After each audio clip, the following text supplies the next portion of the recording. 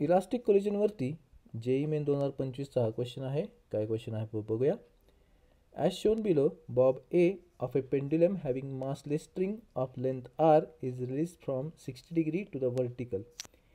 It hits another bob B of half the mass that is at rest on a frictionless table in the center. Assuming elastic collision, the magnitude of velocity of bob A after the collision will be. म्हणजे क्वेश्चनमध्ये आपल्याला velocity of Bob A after collision काढायची आहे आणि collision आपल्याला elastic दिलेला आहे. तर आपण बिफोर द कोलिजन किती वेलॉसिटी आहे पहिल्यांदा ते काढूया.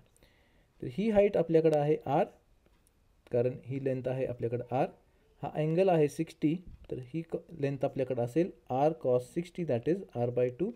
तर ही लेंथ पण आपल्याकडे असेल R minus R cos 60 that is R by 2.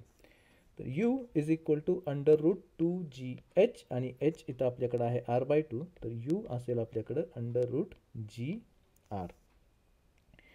Conservation of momentum जर आपण लावलं तर आपल्याकडे येईल MA into U is equal to MA into VA plus MB into VB.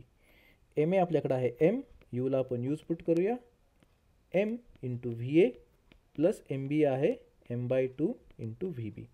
इथून आपल्याकडं VB is equal to 2U minus 2VA असं येते. आणि कोइफिशियंट ऑफ रेस्टिट्यूशन किंवा velocity of separation is equal to velocity of approach हे जर आपण लावलं, velocity of approach is equal to velocity of separation हे जर आपण लावलं तर आपल्याकडे काय येईल, व्हेलॉसिटी ऑफ अप्रोच आहे U is equal to velocity of separation असेल VB मायनस VA. VBची व्हॅल्यू इथं पुट करूया तर आपल्याकडे इथं U is equal to 2U minus 2VA minus VA.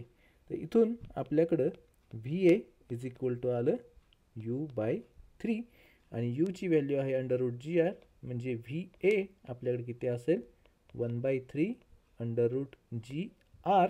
तर आपलं करेक्ट आन्सर येईल ऑप्शन बी.